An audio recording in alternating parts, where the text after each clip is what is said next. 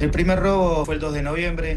Yo ya estaba interviniendo en la causa del triple crimen de Florencio Varela. Entonces yo me bajo a abrir el portón del garage para poder ingresar la camioneta al garage. Del auto se bajan 5 personas, 3 personas armadas con pistolas 9 milímetros en perfecto estado. Esas personas primero se dirige a mí, me pone la pistola en la 100, el otro se dirige a mi esposa, la apunta a mi esposa y el otro se dirige a donde estaban mis hijos atrás con mi suegra y los apunta a ellos. ¿El miedo puede hacer que vos termines no trabajando como tenés que seguir trabajando? Renunciando.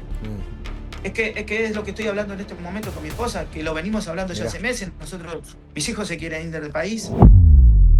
Triple crimen narco de Florencio Varela. Recordemos brevemente los hechos iniciales. El 19 de septiembre de este año, 3 jóvenes amigas del partido de La Matanza, Brenda Loreley del Castillo, Morena Verdi y Lara Morena Gutiérrez, desaparecieron tras subir a una camioneta blanca en La Tablada. 5 días después, sus cuerpos mutilados y con signos de tortura fueron encontrados enterrados en el patio de una vivienda de Villa Batione, en Florencio Varela. La escena era estremecedora por donde se la viera. Presentaban severas lesiones, fracturas, cortes e incluso amputaciones, claras señales de un crimen atroz y premeditado con un sello mafioso. Desde un comienzo, la investigación apuntó a un ajuste de cuentas ligado al narcotráfico. Las autoridades sospecharon que las jóvenes cayeron en una trampa tendida por una organización narco de origen peruano que operaba en Buenos Aires. De hecho, según la hipótesis inicial, se las habría engañado invitándolas a un supuesto evento, cuando en realidad las estaban conduciendo al lugar de su ejecución en venganza por un conflicto narco interno. Se llegó a especular que el robo de una importante cantidad de cocaína, atribuido extraoficialmente a la hermana de una de las víctimas, habría sido el móvil del crimen, aunque este extremo nunca fue confirmado oficialmente. Lo cierto es que tras conocerse el brutal asesinato, organismos y colectivos sociales denunciaron el hecho como un narcofemicidio, combinando violencia de género con violencia narcocriminal, y se desataron movilizaciones exigiendo justicia por Brenda, Morena y Lara. Pero fue un ajuste narco con su crueldad, pero sin connotaciones de género aparentes, como venimos hablando hace varios videos.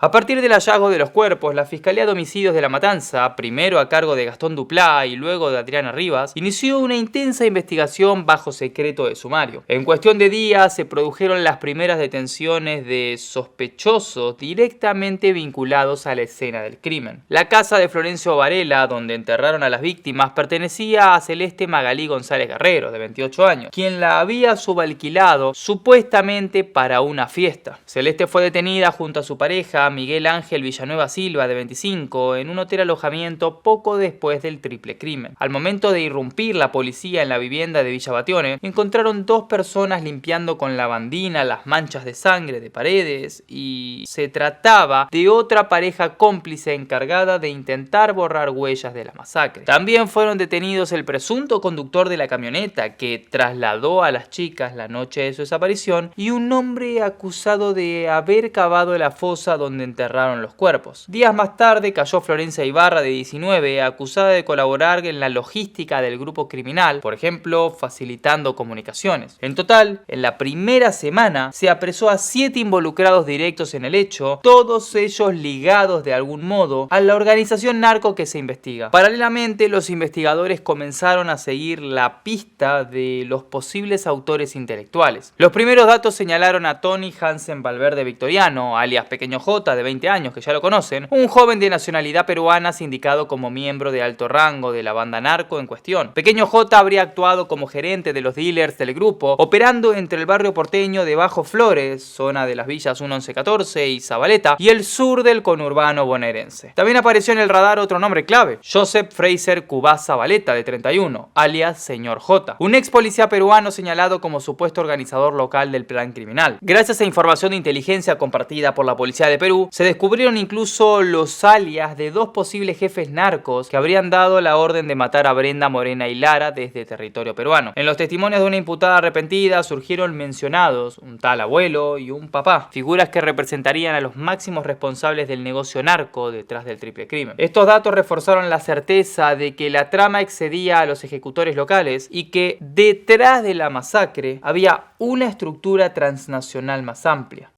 testimonios y pruebas forenses.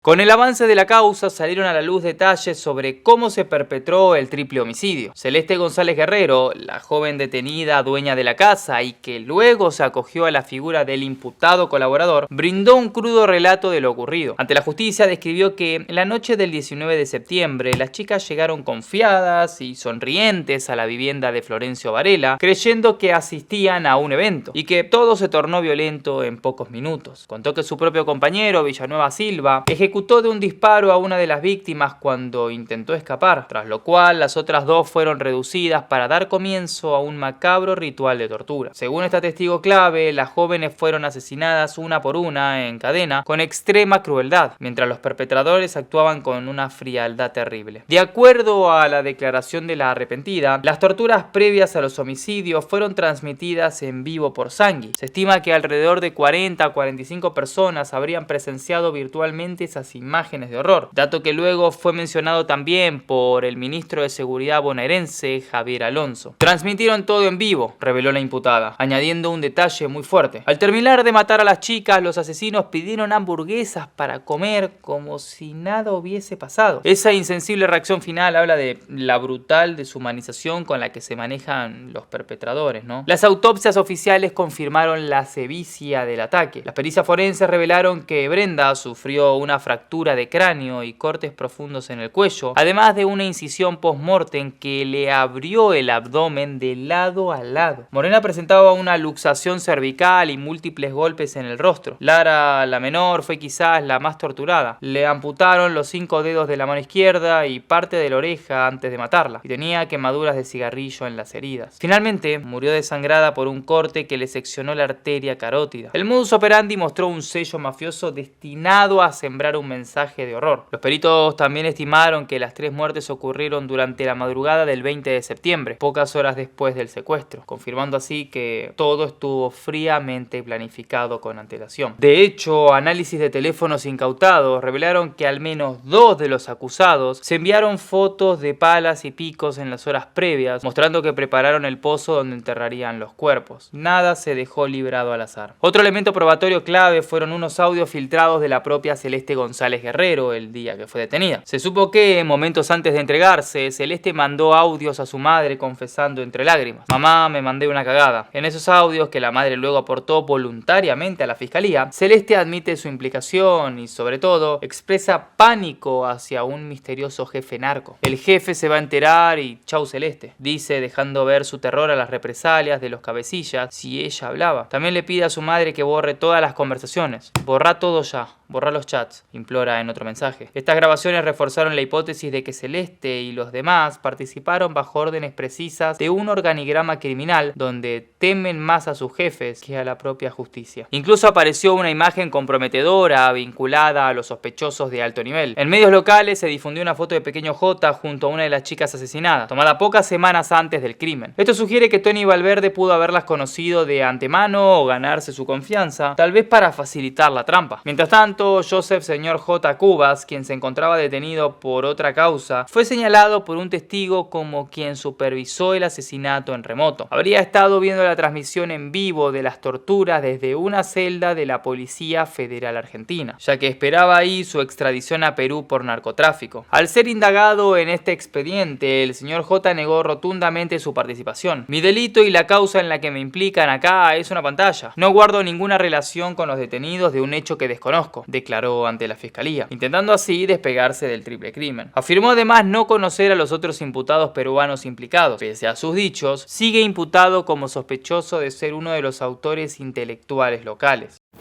Del fuero provincial al federal.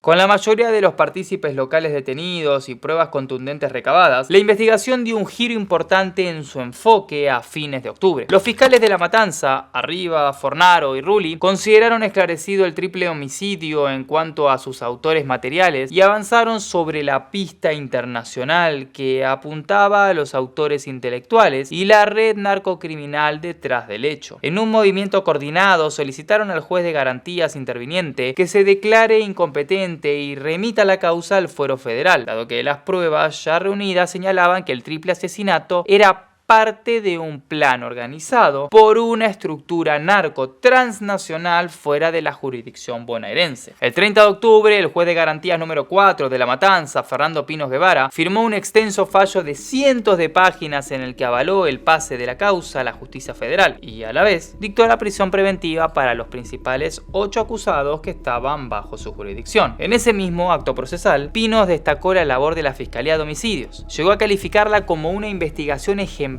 por su profundidad y por su rapidez, y también fundamentó por qué era necesario el cambio de fuero para la siguiente etapa. Señaló que la porción de narcotráfico en este caso excedía por mucho a un simple narcomenudeo local, por lo que escapaba a la competencia de la justicia ordinaria. Textualmente el juez sostuvo: en términos de persecución del narcotráfico, la justicia ordinaria solo podría juzgar el narcomenudeo, circunstancia que en el caso no se da. Lo que sí es objeto del proceso es la existencia de una empresa narcocriminal transnacional e interjurisdiccional que necesariamente debe desbaratar la justicia federal por su más amplia competencia. Pinos Guevara advirtió que dividir la causa, es decir, que la justicia federal investigue solo el narco y la provincial continúe con los homicidios, sería contraproducente. En su fallo subrayó que fragmentar el proceso podría impedir alcanzar a todos los responsables. Escindir el proceso atenta gravemente contra la administración de justicia porque impediría conocer, imputar y eventualmente castigar a la totalidad de los responsables de los lamentables hechos padecidos por Morena, Brenda y Lara. Y remató con una frase contundente que explica la lógica de fondo: no es posible lograr los fines de un proceso sin profundizar en el otro. El móvil por el que han muerto Morena, Brenda y Lara de una manera tan despiadada es justamente el narcotráfico. Con esta resolución, la investigación dio un paso trascendental. Se abría la puerta para federalizar el caso y perseguir a la cúpula de la organización criminal. En concreto, a partir de noviembre, la causa pasaría a manos del Juzgado Federal número 2 de Morón, a cargo del juez Jorge Ernesto Rodríguez. Los fiscales provinciales de La Matanza, al recopilar y cerrar la instrucción local, prepararon la transición entregando todo el expediente, evidencias y también las escuchas telefónicas a la órbita federal. Se conformó una mesa de trabajo entre el secretario del Juzgado Federal, Ignacio Calvi, y los fiscales Arriba, Fornaro y Rulli para efectuar el traspaso de información de forma ordenada. El juez Rodríguez aceptó formalmente la competencia federal en una nota firmada a principios de noviembre. Importante, decidió tomar el caso en su totalidad sin fraccionarlo. Es decir, no solo investigaría la trama narco, sino también seguirá adelante con la acusación por los secuestros y homicidios, integrando todo en un único proceso. En palabras de una fuente del caso, este paso era esencial para llegar a los máximos responsables, entre ellos el misterioso abuelo, presunto jefe de la organización de dealers del Bajo Flores.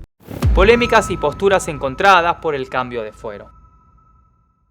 La decisión de pasar el expediente al ámbito federal no estuvo exenta de polémicas. En particular, la familia de la víctima más joven, Lara Gutiérrez, se opuso públicamente a esta derivación. A contramano de lo apoyado por las otras familias, los Gutiérrez temen que la federalización de la causa haga que se pierda el foco y se desvíe del esclarecimiento de los homicidios concretos de Brenda, Morena y de Lara. Ya el 30 de octubre, mientras se rumoreaba el inminente cambio de jurisdicción, la madre de Lara, Stella Maris, a través de su abogada querellante, presentó un escrito manifestando su oposición a la declinatoria de competencia al fuero federal en el expediente. Alegó que ese pase era prematuro y que no existen elementos que confirmen la veracidad de la hipótesis narco, tal como la planteaba la Fiscalía. El lunes 3 de noviembre, los Gutiérrez convocaron a una marcha de repudio frente a la Fiscalía de San Justo, sede de la UFI de Homicidios, para exigir que el caso continuara en la justicia ordinaria bonaerense. Con pancartas y publicaciones en Instagram expresaron su angustia. Si pasa al fuero federal, el homicidio queda en segundo plano, advertía la convocatoria familiar. La hermana de Lara, Agostina, fue muy clara en un comunicado difundido ese día. ¿Cómo puede ser que prevalezca la investigación del delito del narcotráfico sobre el bien jurídico de la vida? La misma que le arrebataron a Lara, Brenda y Morena. Queremos saber la verdad y es el fuero ordinario quien tiene el deber de administrar la debida justicia para meter presos a los verdaderos culpables. Basta de engañarnos con falsos argumentos. No al fuero federal. En otra publicación agregó: sabemos que si pasa al fuero federal los homicidios van a quedar en la nada. Faltan 3 prófugos prófugos y más gente por identificar, que el fiscal Arribas tiene que detener. Después de que esos 3 prófugos sean capturados, que pasa el fuero federal. Antes no. Del otro lado, las familias de Brenda del Castillo y Morena Verdi apoyaron el pase a la justicia federal y se desmarcaron de la protesta. Los padres de Brenda, que también son querellantes en la causa, difundieron una historia conjunta donde se manifestaron muy agradecidos y satisfechos con el accionar de la Fiscalía de la Matanza, considerando que Adrián Arribas llevó adelante una investigación ejemplar hasta el momento. Para ellos, lejos de significar impunidad, la intervención federal brinda mayores herramientas para castigar no solo a los autores directos, sino también a los intelectuales. De hecho, Leonel del Castillo, padre de Brenda, desde un inicio había reclamado involucrar a la justicia federal precisamente por sospechar complicidades mayores. Están queriendo encubrir a alguien, por eso exijo que la causa pase al fuero federal, dijo días después del crimen, insinuando que había conexiones de poder que debían salir a la luz. Finalmente, los temores de la familia Gutiérrez no pudieron frenar el curso legal. El juez Pinos Guevara rechazó su planteo implícitamente al convalidar la competencia federal y priorizó la tesis del contexto narco. Aún así, se buscó dar un mensaje de tranquilidad. El magistrado destacó que una cosa no quita la otra, que perseguir a la red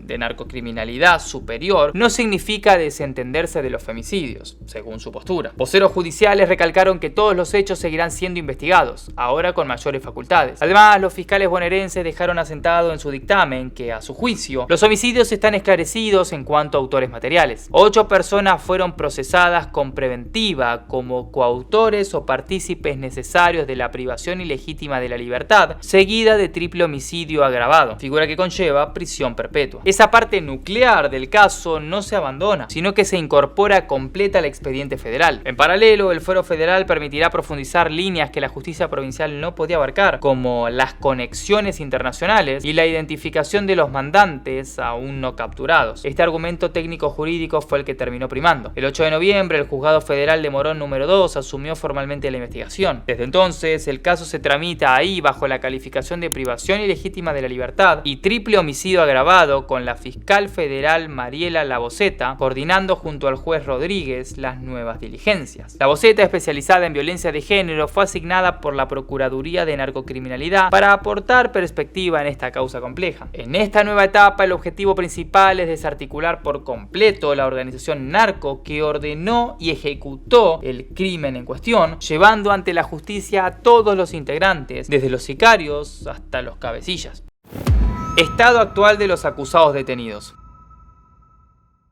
A la fecha, 11 personas se encuentran detenidas por el triple crimen, enfrentando distintas imputaciones en el expediente. Gracias a la rápida cooperación internacional, 2 de los sospechosos de mayor jerarquía fueron capturados fuera del país pocas semanas después del hecho. Como ya saben, Tony Pequeño J. Valverde, señalado como organizador operativo, fue arrestado en Perú a comienzos de octubre, cuando intentaba fugarse de la ciudad de Lima junto a un cómplice. Las autoridades peruanas lograron ubicarlo gracias a las redes de inteligencia activadas en Trujillo, su ciudad de origen, incluso detuvieron a su ladero argentino, Matías Agustino Osorio, de 28 años, que lo acompañaba en la huida. Ambos quedaron presos en Perú y aguardan su proceso de extradición a la Argentina. En Buenos Aires, otros actores clave están bajo custodia. Joseph Señor J. Cuba Zabaleta fue imputado como autor intelectual local del triple femicidio. Si bien, como dije, él alega ser ajeno, no guardo relación con los detenidos, esta causa es una pantalla, declaró en su defensa. La justicia lo considera una pieza central por los indicios que lo ubican coordinando la logística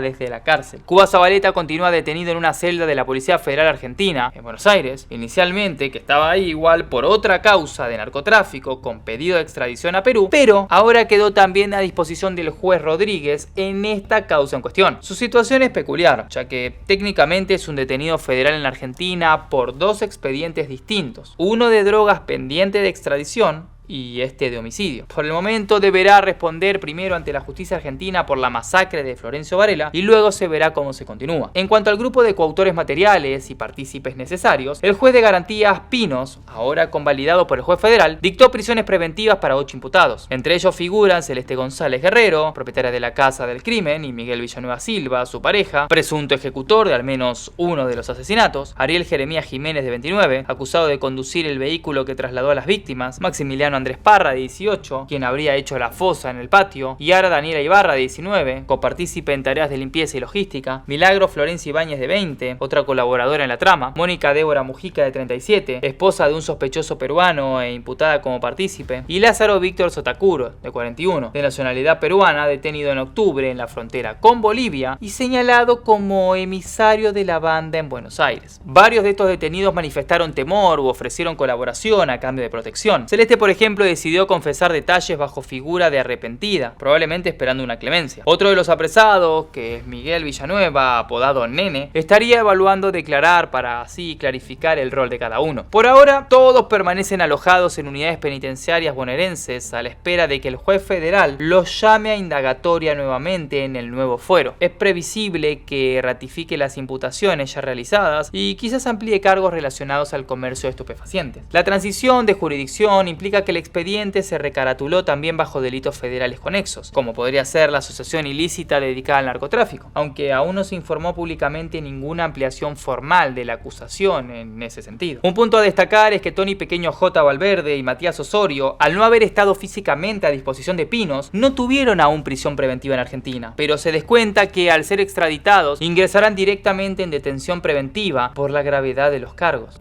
Prófugos internacionales y la aparición del tío. Pese a los importantes avances, 3 sospechosos continúan prófugos y son buscados intensamente mediante alertas rojas de Interpol. Se trata de individuos de nacionalidad peruana que, según la investigación, integraban el nivel medio de la banda narco y participaron activamente en el triple crimen. Sus nombres son Alex Roger Idone Castillo, de 50 años, David Gustavo Morales Guamaní, de 36, alias el loco David Otarta, y Manuel David Valverde Rodríguez, de 45. Este último es particularmente relevante porque es el tío paterno de Pequeño J y habría estado presente en la casa de Florencio Varela la noche de los asesinatos, de acuerdo al testimonio de la arrepentida Celeste. De hecho, Celeste lo señaló como uno de los sujetos con guantes de látex que vio circulando cuando ella entregó la casa para la supuesta fiesta, antes de que se produjera la masacre. Por ello, Manuel Valverde, junto con Idone y Morales, tiene orden de captura nacional e internacional, imputado por privación ilegal de la libertad y triple homicidio agravado. Si es capturado y juzgado en nuestro país, podría ser condenado a prisión perpetua, al igual que el resto de los acusados. Se recibió una carta anónima en una comisaría bonaerense aportando pistas sobre el paradero de Pequeño J y sus parientes, lo que facilitó algunas capturas. Para los 3 que quedan libres, el gobierno argentino ofreció una recompensa millonaria a quien brinde datos certeros que permitan detenerlos. Se habla de sumas de hasta 5 millones de pesos por cada uno, según resoluciones publicadas en el boletín oficial. En medio de esta búsqueda, uno de los prófugos rompió el silencio públicamente. Manuel Valverde Rodríguez, alias El Tío, reapareció a mediados de octubre dando una entrevista televisiva desde la clandestinidad en Perú. En diálogo con el noticiero Telenoche, Manuel, quien es hermano del fallecido padre de Pequeño J, intentó despegarse de las acusaciones. Aseguró que el día del triple crimen ni siquiera estaba en Argentina, sino en Trujillo, su ciudad natal. Según su relato, él ingresó a la Argentina el 9 de agosto para visitar a su sobrino Tony, pero salió a Uruguay el 29 de ese mes. Al intentar reingresar, Migraciones Argentinas le habría negado el ingreso, por lo que tomó un vuelo de Montevideo a Lima y siempre me quedé en Perú. Presentó como coartada documentos de migraciones y afirmó incluso haberse grabado en video el 19 de septiembre en Perú para demostrar que no estaba aquí ese día. El tío negó cualquier vínculo con el narcotráfico, alegando que es un trabajador con familia y tengo mis documentos en regla. Sobre su sobrino Tony, dijo desconocer sus actividades ilícitas. Los jóvenes son individualistas y no cuentan las cosas a los grandes, que son los últimos en enterarse, marcando así distancia. En la entrevista se lo notó más preocupado por su situación personal que empático con las víctimas. Rechazó la idea de entregarse a la justicia argentina con un argumento llamativo. Entregarme es un trámite engorroso. Tendría que dejar de trabajar y dejar de ver a mi familia. Y si me presento, me llevarían a un penal. No conozco a nadie ni tengo familia en Argentina, donde solo estuve de paseo. Con esas palabras reconoció implícitamente su temor a quedar preso lejos de su entorno. También buscó desacreditar el señalamiento en su contra hecho por la testigo arrepentida, alegando que se basaría en falsos dichos y en rencillas familiares. Sin embargo, más allá de sus declaraciones mediáticas, pesa sobre él un pedido de captura internacional al cual Perú ya ha dado curso, por lo que su libertad podría verse comprometida si las fuerzas locales logran ubicarlo. Los otros dos prófugos, Alex Idone y David Loco Morales, también tienen historial delictivo. Idone Castillo, por ejemplo, ya había sido detenido en Argentina en 2020 por una causa de tráfico de 51 kilos de cocaína a pedido de Perú, pero increíblemente fue liberado entonces porque el país requirente no formalizó su extradición a tiempo, sumado a las flexibilidades de la pandemia. Ahora vuelve a estar entre los más buscados y se sospecha que pudo haber escapado nuevamente hacia Bolivia o Brasil tras pasar por Perú. Argentina emitió alertas en países limítrofes para evitar que atraviesen fronteras. Morales Guamaní, alias el Loco David, en tanto, estaría ligado a delitos violentos previos en Perú. La policía peruana trabaja sobre su círculo cercano, familia y amigos en Trujillo, para intentar así obtener indicios de su paradero. Mientras no se logre capturarlos, el caso mantiene esta cuenta pendiente, aunque las autoridades confían en que tarde o temprano van a caer. Los tres tienen nombres y rostros conocidos. No pueden moverse libremente sin dejar rastro. Un dato que terminó de mostrar el clima de miedo que rodea la causa fue lo que pasó en la casa del abuelo de Brenda y Morena, en Ciudad Evita. La noche del domingo 9 de noviembre, cerca de las 11 de la noche, un auto apareció de golpe, se subió hasta la entrada y casi se incrusta de frente contra la vivienda de Antonio del Castillo, donde la familia estaba cenando. No llegó a tirar abajo la casa, pero quedó a escasos metros de la puerta, pegado a la vereda, lo suficientemente cerca como para que todos sintieran que podría haber sido una tragedia. Cuando salieron a ver qué pasaba, se encontraron con una situación todavía más extraña. Adentro del vehículo había un hombre, una mujer y dos chicos que los familiares identificaron como una familia de nacionalidad peruana. Según contó el primo de las víctimas, Federico Caledón, esas personas cambiaban de nombre a cada rato y el conductor se negaba a bajar del auto. Se mostraba alterado y no daba una explicación clara de por qué había terminado prácticamente arriba de la casa. La policía llegó al lugar y el operativo se estiró hasta las 7 de la mañana. Forcejeos, discusiones con los ocupantes del vehículo y un clima de tensión que dejó a todos con la sensación de que no fue un simple choque. El propio Antonio lo definió como un mal momento y reclamó que la justicia los cuide, no que los deje expuestos. La familia habló directamente de intento de atentado, convencida de que no fue un accidente cualquiera, sino un mensaje intimidatorio en el contexto del triple crimen narco. Por ahora, procesalmente se investiga como un incidente vial con aristas extrañas y se incorporó como un episodio más dentro del entramado de amenazas y presiones que rodean este caso.